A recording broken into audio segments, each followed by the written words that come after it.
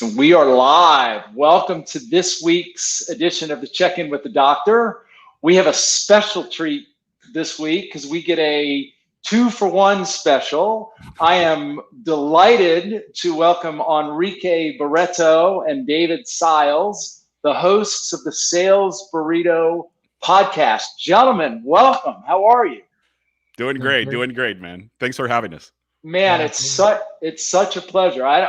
And by the way, this is the first time that I've had two guests at once. So, this is gonna be fun to kind of kick some things around. So, by the way, we never know if we have people joining. So that's what I sort of love about this is we're gonna have some fun, amongst ourselves. Hopefully, we'll have a few folks join.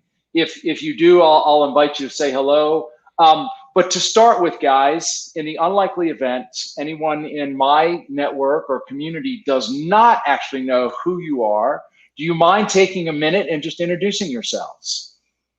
Yeah, absolutely.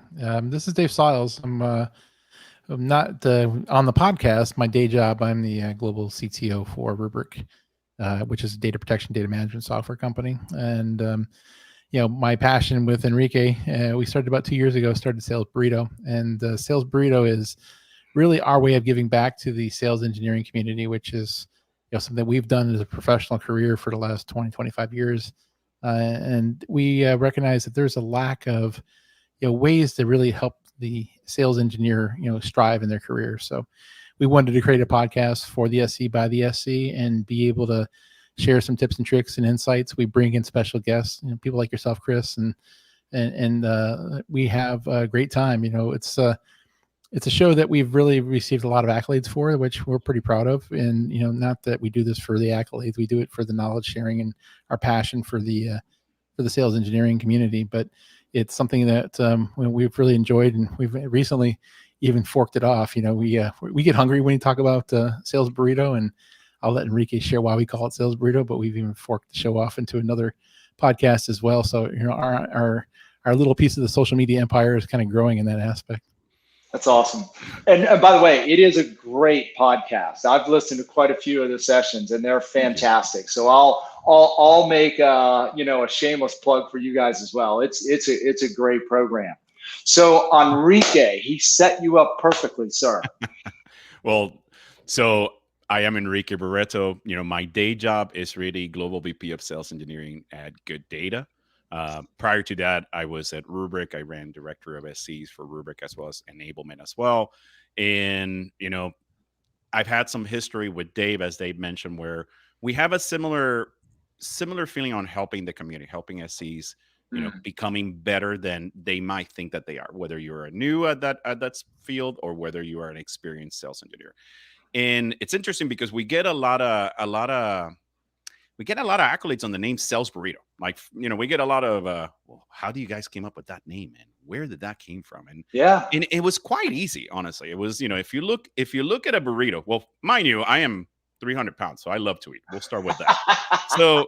But if you look at a burrito, right, the best burritos have a right mixture of ingredients. You're going to have the beans, you're going to have the cheese, you're going to have the beef, a little bit too much or less of those ingredients, and it makes a very bad experience when you're eating a burrito. So that is the essence of what we is be able to actually demonstrate to the audience that whether it's professional skill sets, technical skill sets, sales skill sets, right, you can have the right ingredients to have an amazing meal or amazing burrito. And in this case is an amazing path to the goal of the aspirations of a sales engineer. So super excited to do this. Super excited, obviously, that you're having us here. I've been watching a lot of your live shows and whatnot. I have your book in Español, so I've been reading. Oh, fantastic! Some of that stuff. So I'm personally excited about being here and be able to expand and collectively help the sales engineering community. Fantastic. By the way, I love the explanation of the name. I'm not even sure I knew that. That is, and you're so right. The role is such a delicate mix of ingredients, right? And sometimes, to stick with the burrito analogy, sometimes you need to be a little spicier. Yeah. Sometimes you need to add a little bit more meat, right? Depending on your audience. So, and incidentally, I don't know about you, but I'm starving right about now. I'm literally starving. After this is to get Mexican food later. I love it. I love it. So let me just throw out on the table the first question, and either one of you can take it first, is how did you actually get into the role of sales engineer? A lot of people sort of fall into that role.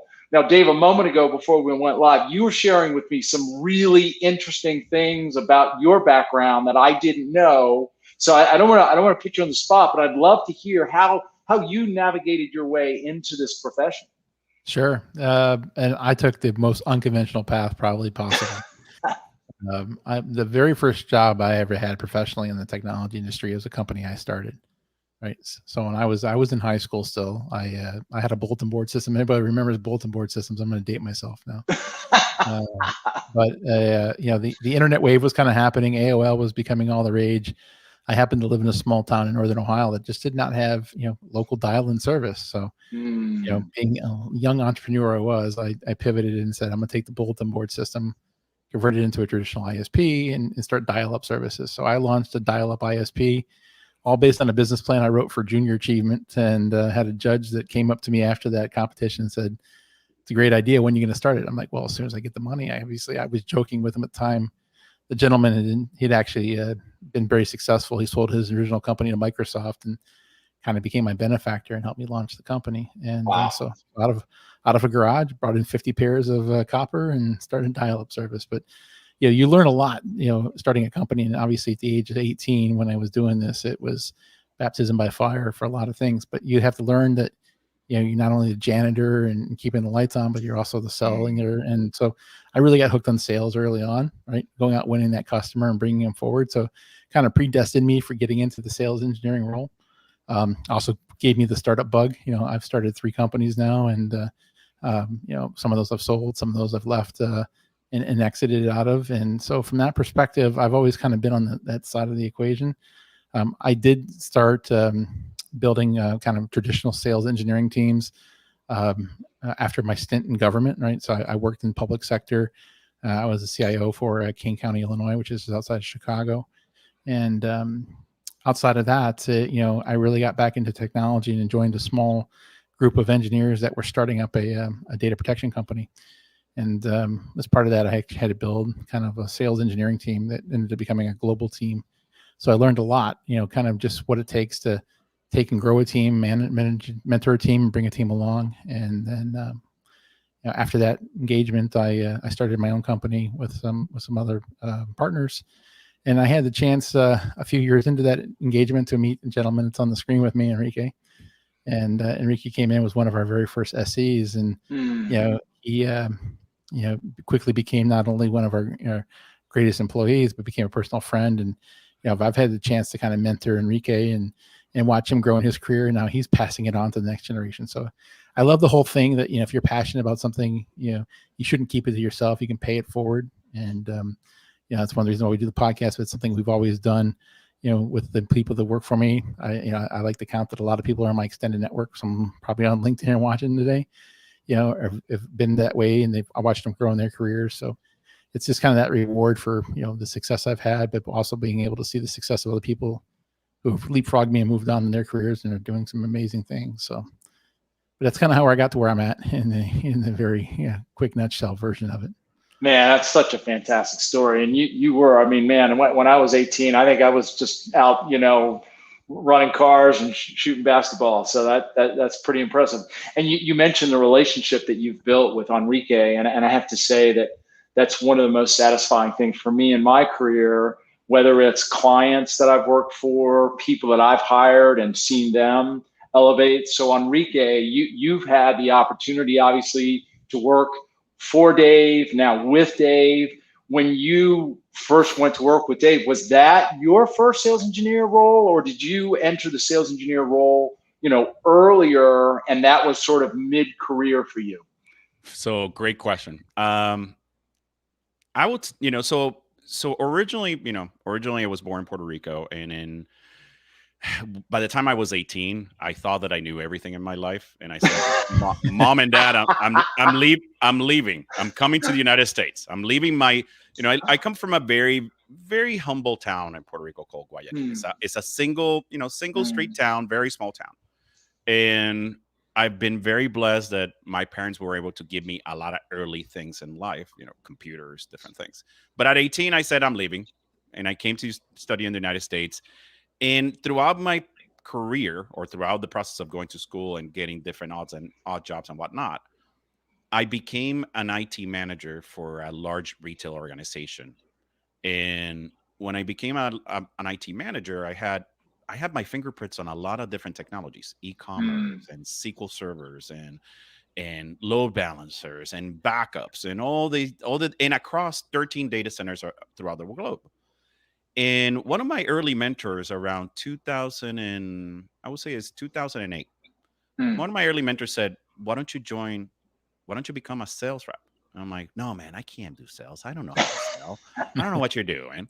And then it basically said, what are you talking about? You're selling right now as an IT manager. I'm like, well, what do you mean? Well, look at this $2 million project that you're buying from me. So happens that my mentor was one of the sales reps. You had to sell the database administration manager. You had to sell the BI team. You had to sell marketing on your idea. So you already are doing sales. So just come and jump. So then one thing led to another. And back in the day, the technology of deduplication was it was skyrocketing at the time. The concept of getting the data deduplicated and whatnot. So I got an offer. They said, hey, not for nothing, we need somebody in South Florida that can be a sales engineer. We're going to pay you this much to do demonstrations and a pitch, and that's it. And I'm like, wait a minute. So you're going to pay me almost double what I'm making to not carry a cell phone or a pager, to not be on call at 24 hours by 7. And all I have to do is go to this venue and present, and then do a sizing, and then deal with objections. Sign me up. Yeah. And then that from there it was, I was an individual contributor as a sales engineer. I started my career with data domain. Then it went obviously with EMC. From there, I was given the opportunity to lead as an SE manager. And my aspiration was like, well, if I'm doing this, everybody else is doing this. And sure enough, when I became a manager, I quickly realized that there's different levels of sales engineers. And I went through the notion of, okay, well, how can I capture my success, this lightning in a bottle, and be able to have others not emulate me, but have the fundamentals. Right. And ever since then, that's all I've been doing. It just so happens that somewhere around 2014, Dave reached out to me. Hey, we have this new startup going on. It's like, you know what? I need to disrupt myself. So let me do a startup. Yeah. And that's where I met Dave. And from there has been a relationship where, at the end of the day, we all have the same goals. Is how can you build a team that shows up all the time, that they're not jerks on how they present, or they're not arrogant on how they present things, right? Because obviously in this field, a lot of people think that they know it all, but it's an intertwine between arrogance and confidence, and also to add value, right? To be able to, everything that you touch, you're adding value. And, since we've been doing it with teams, it's like, well, how do we now take this combined lightning in a bottle and create SalesBurrito so that we can help others? Yeah, man, you said so many things that I'd love to double click on. I know we don't have time. The one question that I am inspired to ask is, what were your biggest reservations? It's a two-part question. What were your biggest reservations about going into sales? Even though they're going to pay you double, and you don't have to do, let's face it, all the heavy lifting, right? All the quote hard work. But did you still have some reservations? First part. And second part, did you have any big surprises when you got into the role? So for me, the biggest reservation was the moniker that sometimes the name sales has, because being that I was a customer, I've seen great sales engineers, I've seen great sales reps, and I've seen terrible sales engineers and terrible sales reps, right? What I didn't want it to be associated with is someone that, for lack of better terminology, what they call the greasy sales guy. Hey, the guy is well polished, dressed, and you know that genuinely that person is just there to take your PO, and you'll never see him again. That's all you see is the tail lights of their cars just spinning off the parking lot, right? So I did not want it to be that. I wanted to create a wolf in sheep clothing mentality, which we talk often in our show about it, which is be able to tell our consumer, look, I'm here to make sure that your solution fits. I'm here to make sure that you answer any questions. But being genuinely honest and say, look, I am from profit. I am so, and I found that as I took that approach and I took a genuinely sincere approach of what my role was for my prospects, that generated a lot of my brand name, because everybody, it lowered the defenses of everybody. Say, okay, we understand what's going on. My job is to help you. Ultimately, my job is to close this deal as well. Exactly. I love that. And Dave, sort of building on that, what are some of the things that you say to people like Enrique before he got into the role, who maybe are the technical expert, and maybe they show signs of being an effective sales engineer, but maybe they have some of that reluctance? Do you have any advice that you give to people in that situation? I do. I mean, selling is, you have to be an extrovert in selling, right? And some people are introverts and they're just never going to be comfortable talking to people, right? They're happy all day long. I mean, he raises his hand there, but are you an introvert, Enrique? 100%. Yeah. I had to learn to be an extrovert when I got into my position. So I know how to modulate between both. Interesting. So, helping people understand that dynamic, and, there's some great people who have great skills, but because of that dynamic, they can't get over it. So really, if you find people who really want to do it and can be coachable and can get over that hump, there are things you can do to help them, right? One, obviously, is give them the experience to kind of do it in a low touch, no touch fashion, where they're demoing to themselves, or getting used to doing it in front of the mirror themselves. We just had this conversation not that long ago, but I think it really worked for me too. I mean, I've always been public facing and speaking, but you can always get better at it. I'm a big fan of improvisation and Toastmasters, and going and taking that challenge just to kind of do it in front of somebody where the deal's not on the line. Yeah. And people can get past that point. The rest of the stuff you can learn, and it's always a soft skills guide when it comes to sales engineering. Technology wise, technology changes too fast, so if you know how to learn, you can be a sales engineer, because all you have to be able to do is find the answer. You don't have to be a master of everything. You have to maybe have one or two things that pretty well, but you don't have to be the end degree person unless you're being on the backside of the sale and you're the person that's responsible for all that deployment piece of it. So, that sales engineering side of it, there's that thrill of it. The other thing that I think when sales engineers get hung up on, and you probably seen this too, Chris, is unfortunately, sales, we live in quarteritis, right? I mean, we have all these great things, we do all this great stuff, and then that was yesterday. What have you done for me lately? That is so true. And people can't get past that. Sometimes they're like, well, I just did this great thing. Why are you on me already? So for the next thing, and it's like, you have to have that right mentality where you're always driven by the thing to come, not the thing that happened. History is history for a reason. You got to be willing to carry a pencil and forget the bad things and erase it out, and record your wins and keep on moving forward. And the people who can adapt that way and think fast on their feet, they make great sales engineers. And since our challenge is hiring managers is to find that raw talent. I think I've been really fortunate in my career. I've hired a lot of people who would, on paper, would be passed on as sales engineers, and it's just the way it is. And unfortunately, and the way our recruiting is in some of our industry, it's all these buzzwords and things like that. There's no real good way on a resume to communicate that soft skill. So you have to at least have the conversation with people, and get a chance to engage with them. And when you do that, you really can kind of get the feel for it. I mean, I think Enrique has done a really good job too. I've seen some of the talent he's hired. He's got a real knack for figuring out the people who are going to be that next level engineer that, again, on paper, just would have been kind of a complete miss if you were just doing it with a resume scanner. It is the weirdest thing, because to your point, Dave, I've been doing this for such a long time that I now can tell within the first, I would say 3 to 4 weeks if that person is going to make it or not. Amazing. And to your point that I think great sales engineers, and this is an important point, great sales engineers don't think too much about the accolades of what they close now. They put it in the back burners as historical. I think what drives great sales engineers is what's next. What's next? Right. The what's next movement. And if you don't have that DNA to let go of what you did, it sometimes it put blinders on the things that you need to do. So you have to continually think the what's next, what next. Yeah.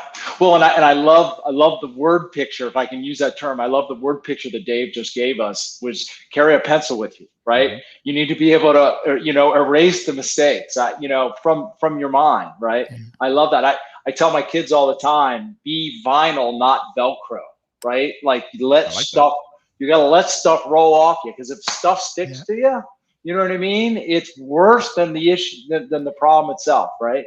Absolutely. So Enrique, I'm inclined, or I'm inspired to ask, when you moved into management, what were some of the bigger challenges that you faced, and maybe some of the surprises when you went from I'm the guy, right, to now I'm managing a team and I'm trying to build and lead a team? What was that transition like for you? Fantastic question, and we don't talk often about it. I think that the first pitfall, or the first correction that I had to do, was to think that just because you become a manager, that you basically dictate or say, hey, this is how you do your job, right? You have to I think a lot of people, as you move up, whether it's the position that I'm in as a global VP of sales engineering, a lot of people think that, I moved up and I don't need to have a pulse on what's happening in the field. On the contrary, I learned very quickly that I needed to have a constant pulse into the field, because whether you have an SC manager or an SC director or someone at the middle lines, right? It's very easy to lose touch on what's really is going on and how to help your team. That was one of the things that I learned very quickly. The second thing I mentioned already, which it was the understanding as an individual contributor that everybody goes at the same RPM, or the same speed.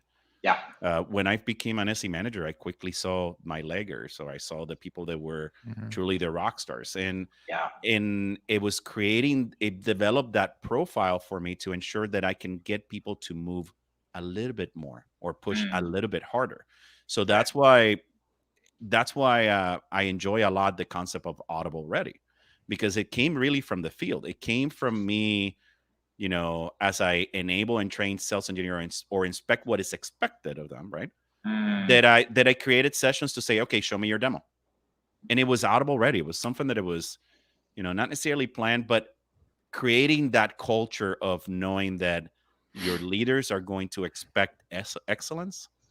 Let's go through that process, not to investigate, not to find out or be a micromanager, but mostly to make sure that you fail in front of me first, rather than you failing in front of the customer. Right. And creating that culture was truly what helped me to build, great sales engineering teams. Yeah. Well, and creating that culture, or that environment, that is safe environment, right? It's okay to fail in front of me. I'm going to coach you and I'm going to teach you. Right. But it's much better to fail here now than it is in front of the customer. There's a lot less on the line, right, in this environment. Incidentally, we have Lee Johnson who's dialing in. He said use or lose. So I like it. Right. I love it. So Lee, it's good to see it. And incidentally, if we have anybody else live with us now who cares to just chime in and say hello, or ask either of these guys a question, please feel free to do so. So Dave, I'm inspired to ask you a similar question, but slightly up a notch, because you're now managing managers and you're now leading people who are leading people. So how has that changed the way you engage with your team? You do disconnect yourself a little bit from the front line, but you're still aware of it, right? I'm a firm believer, if you empower people to manage people, you shouldn't be micromanaging your managers either, right? And one of the things I've always subscribed to, Jack Welch, he used to do this at GE. No one could get promoted unless there's two other people who could do your job, right? And so I always subscribe to that model that I'm doing my job right. there are at least 2 or 3 other people who can step in and do my job. And, if that's the case, then, I've already trained them to be completely self-sufficient, and I'm going to be there to help them and be the coach and their sounding board. But, I'll inspect, what's happening in the business, but not micromanage. And we always, at least in the organizations I've run, and Enrique, does this as well. It's a franchise model, right? You're licensed to your franchise. You make your number the way you do it. Everybody sells different. Everybody goes to market different. There's certain things we have to do the same, but otherwise than that, put your own color on it. Put your flavor in it, right? Make the burrito your own flavor. Literally. Work our branding in there, but and then at the end of the day, the results are the fruits of the labor for everybody. But I think as you move up, you have to recognize that you can't do everything. You have to understand how to do time management really well. I mean, time management probably been the biggest thing that I had to learn to master as I moved up in my career. Yeah. I'm a firm believer of the 4 Ds, right? Do it, delegate it, defer it, or delete it. I love it. Get off your plate. It's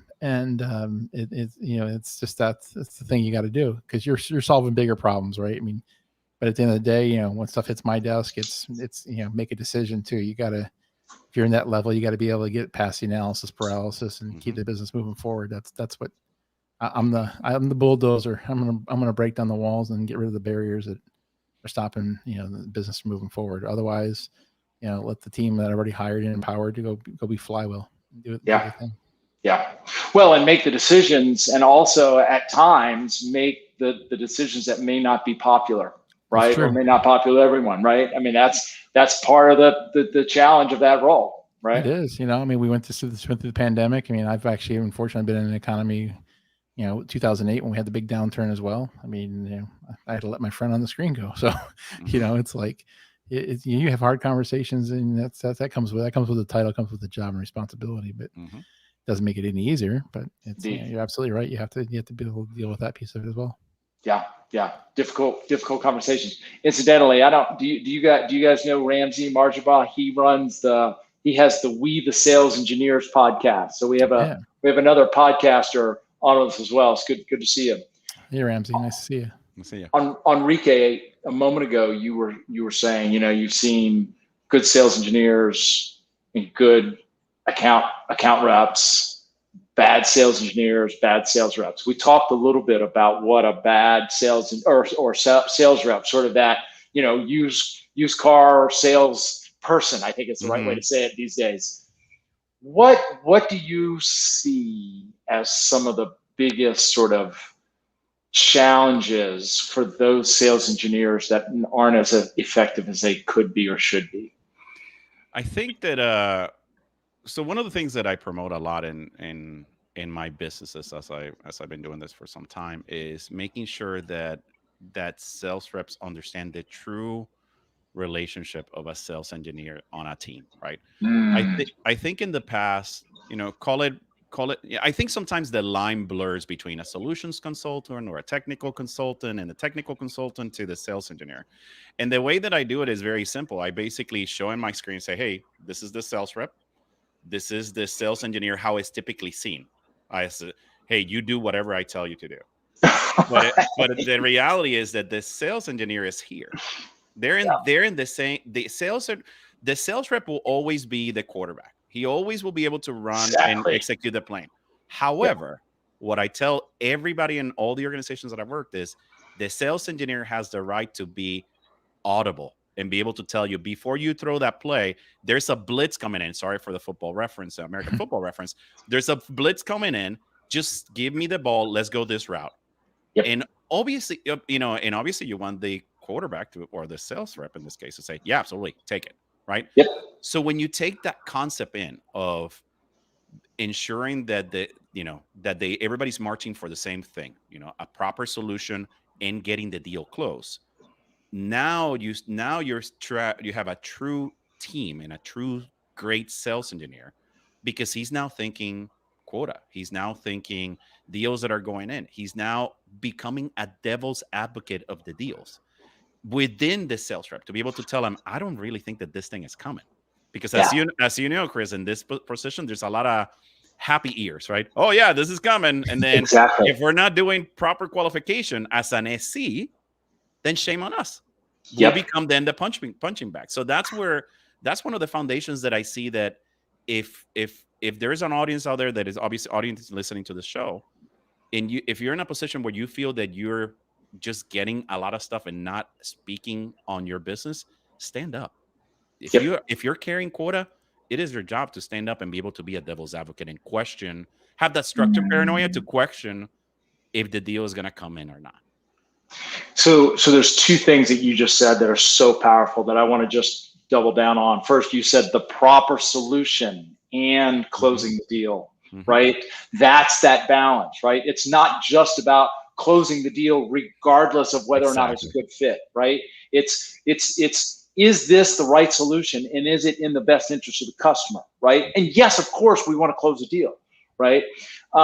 What was the second thing you said? I already lost the second thing. That's all right. I'll move on. I got so excited. Incidentally, we have another sort of dialer in. So I don't know if you guys know Kerry. Kerry's actually a coach. He's a pre-sales coach and does some great work as well. I love it. The offensive, defense, and special teams coordinator. I love that.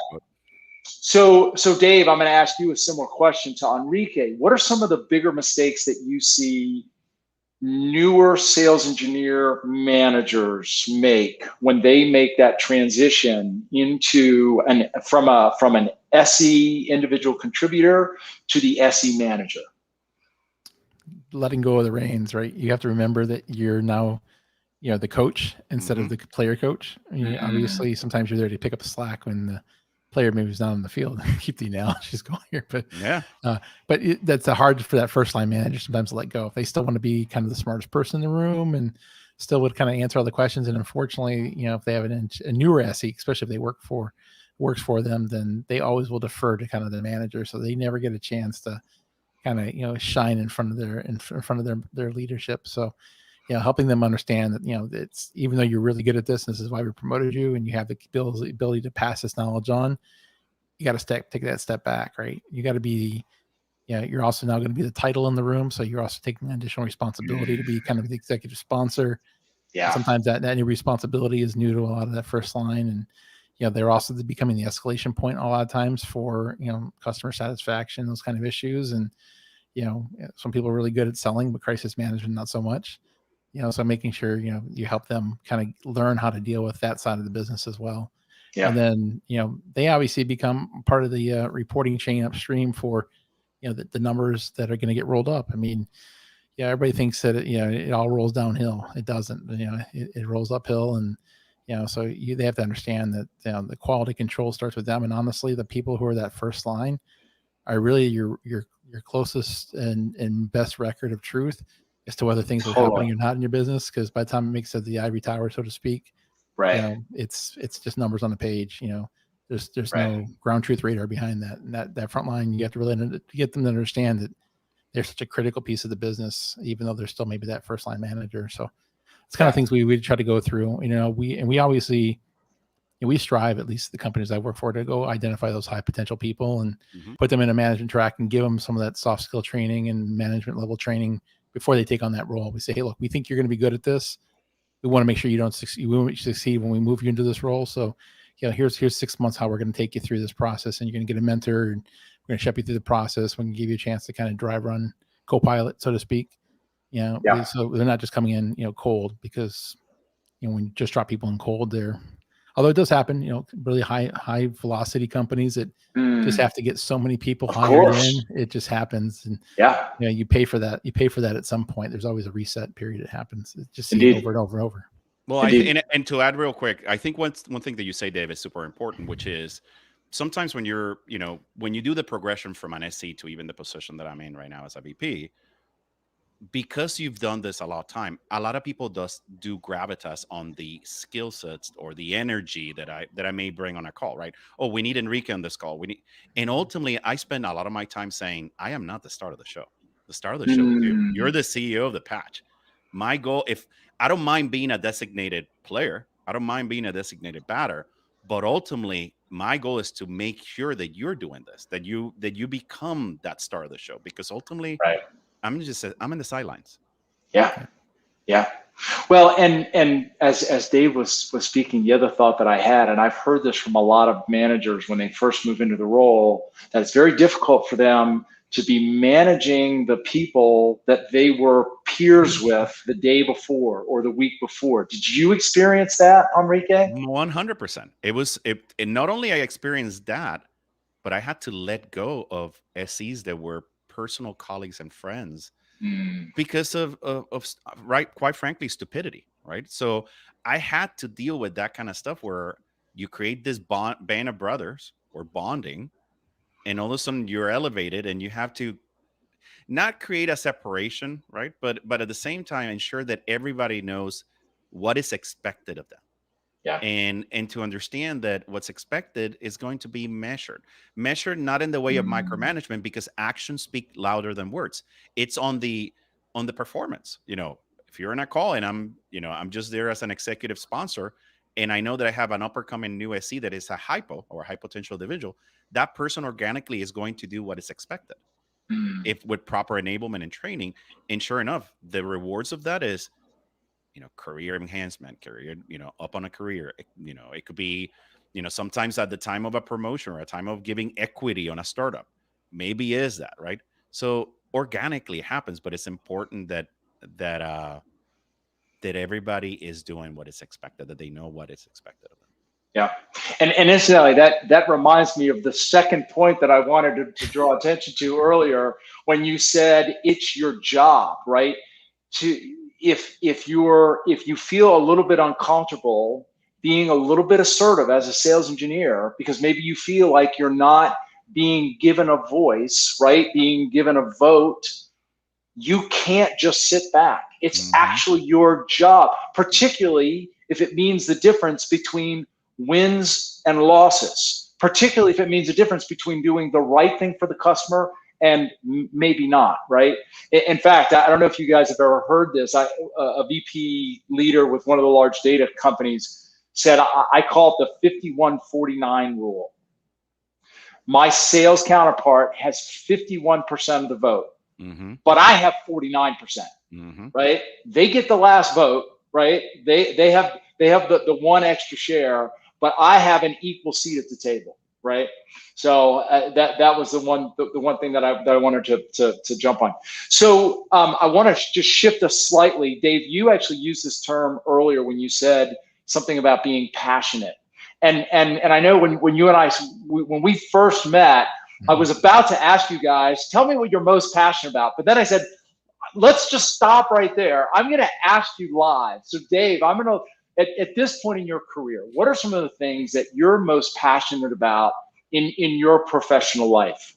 Yeah, great question. I think everybody needs to have a passion and personal goals, right? I mean, obviously, not only doing what I'm successful in my career. I mean, that's obviously something that I always strive to be, and I always try to be kind of best I can be, best version of me I can be. But I want to give back, right? I mean, I'm a firm believer that knowledge that stays in the four walls of your head is knowledge that's lost. Right? I mean, well said. Yeah, we're in a defined period of time, but if you can say the old adage, you can teach someone to fish, they'll eat forever. So paying that knowledge forward is a big passion project for me. It's one of the reasons why when I was trying to figure out what I was going to do in this space, right? I reached out to Enrique and said, hey, look, what do you think about finding some medium where we can put this information back out to the community? Is it, whether it's training, is it, we're doing a live video, or, then we kind of settled on podcasts with a video cast behind that. And it's been a good medium for us. And, obviously the recorded future part of it is it can continue to get played back. And, exactly. We it's amazing to watch the historical, statistics on our episodes and just seeing how much they carry forward. Yes, that's one thing. I think the second thing is, I'm a big believer in, enabling diversity and helping the next generation, kind of become technology audible ready. And, so from that perspective, STEM education is a big thing for me. I'm a mentor in the Big Brothers Big Sisters program of America. I have a little brother that's, he's a technology whiz, and, helping him kind of get to see technology and firsthand experience of that, and opening his eyes and doing that for some other kids in the program now that just never would have a chance, right? Sometimes it just needs that chance to be able to have a chance to go. And, again, someone took a chance on me, gave me a benefactor kind of approach. Yeah. And, it's always stuck with me. So I always pay that forward. So those are kind of my big passion projects, in my professional and kind of personal life that, as I kind of move into the later stages of my career here, and as Enrique always says, when Dave wants to cash out his Bitcoin, I'm going to pay it forward, and I'll leave all the chips on the table in one of those kind of passion projects there. Such a great answer, Enrique. How about you? When I use the word passion, what comes to mind for you? So for me, it's pretty much on the same lines as Dave. I mean, when I start looking at, but I guess I put a lot of emphasis sometimes, perhaps, on the Latin America community and different communities where, when you look at, I've been very fortunate and very blessed to made, a lot of money in this profession, right? And I've closed a lot of deals, and I've also built out a great brand where even past customers 10 years ago, they still reach out to me for advice and options because we created a relationship. My biggest passion is to ensure that I'm teaching others that what I did, there was no cutting corners. It was hard work. And if I was able to do it, anyone else can do it if you put your mind into it. Ultimately, it's about showing up. It's about not being a jerk, and it's about adding value. And if you have a passion on a technical product, how are you able to aspire and bring that positive energy so that group of individuals that you're giving that positive energy can follow you?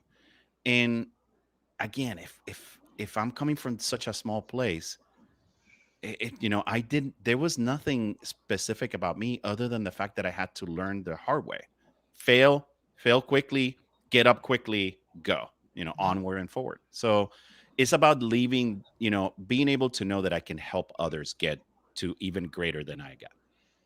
So love that message. That not cutting corners, working hard, right? Not taking anything for granted.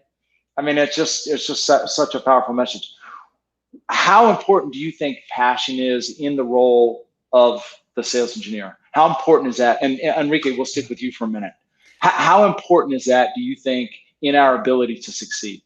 If you don't believe in what you're selling, you will never sell it.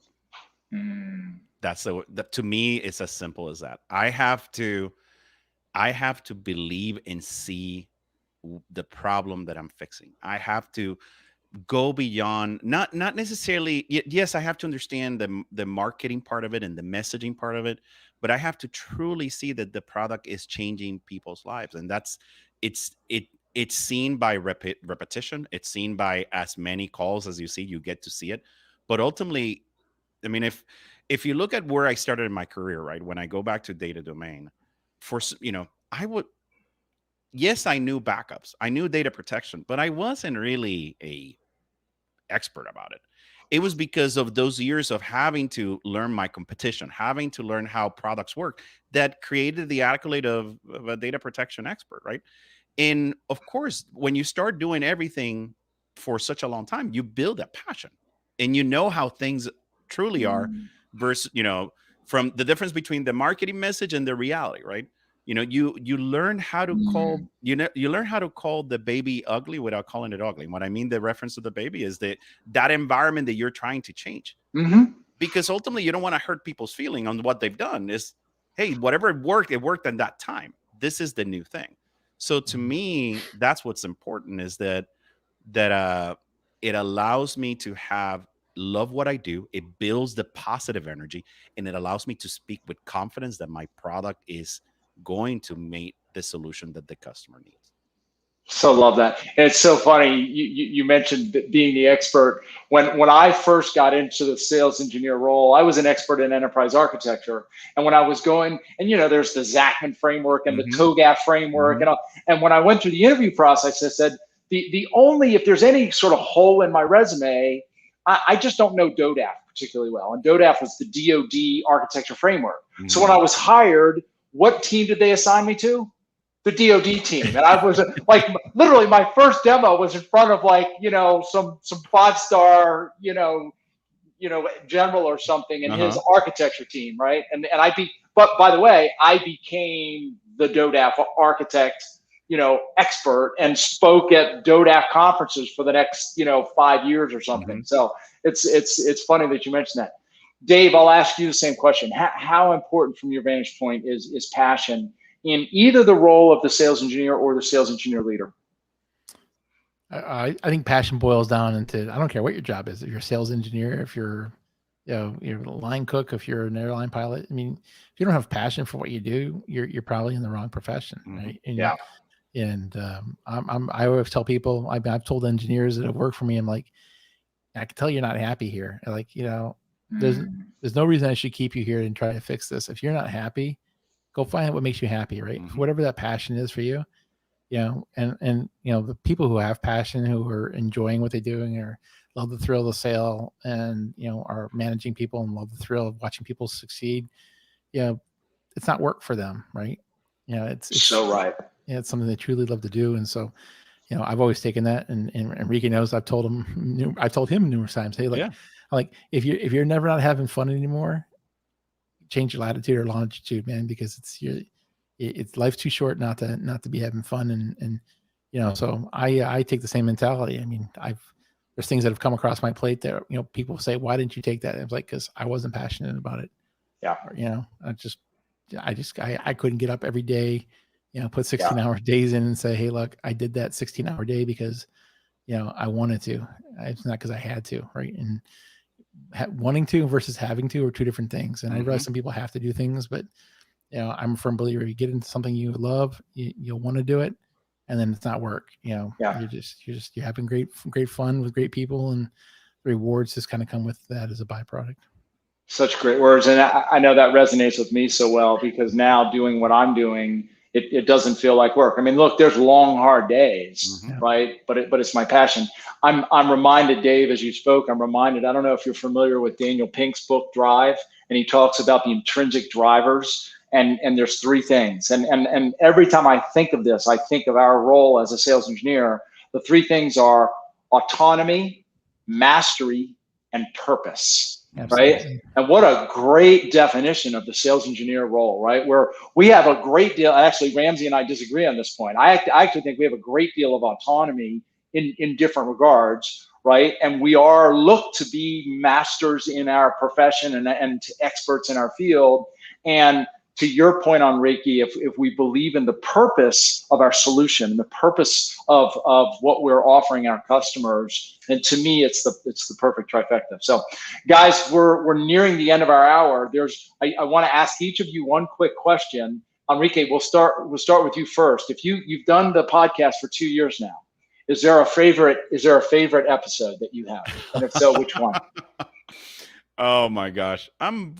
Chris, I'm kind of boring for that. I would say that I think the best episodes that we've done are episodes that are the AMA, like Ask Me Anything type of episodes, or episodes where I mean, as you know, for creating content, it takes a lot of preparation. What are you going to talk? Why do you want to talk about that? Sometimes the best ideas come at the last minute, honestly. So I enjoy those Ask Me Anything, type of questions. And quite frankly, and I know it maybe sound cheesy, the bloopers. Like I know Dave likes to say bloopers, and then we watch it and then we start laughing, because it's what gives us the passion to continue to go forward, because awesome. It just feels the positive energy. So I would say anything would Ask Me Anything. I would say that if you put me on the spot, the best episode that we've had is the, being the first SE at a startup. I think a lot of SEs have this notion of, oh, everything is prepared for you, everything is done.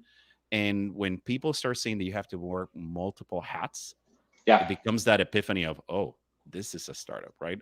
So that was, I mean, Dave, correct me if I'm wrong, that's one of our top two, top one episode. I think it still is our top episode. Yeah. How about you, Dave? Do you have a favorite?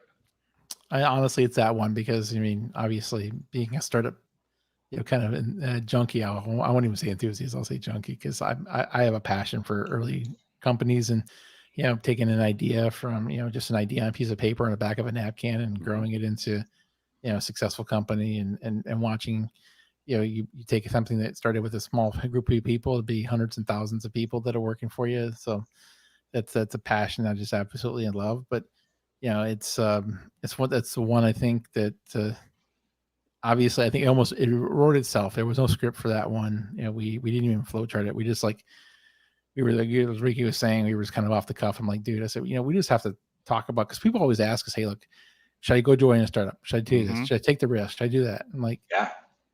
And people think about the glamour side of it. Everybody hears all the success stories. People realize is, 7 out of 10 startups fail.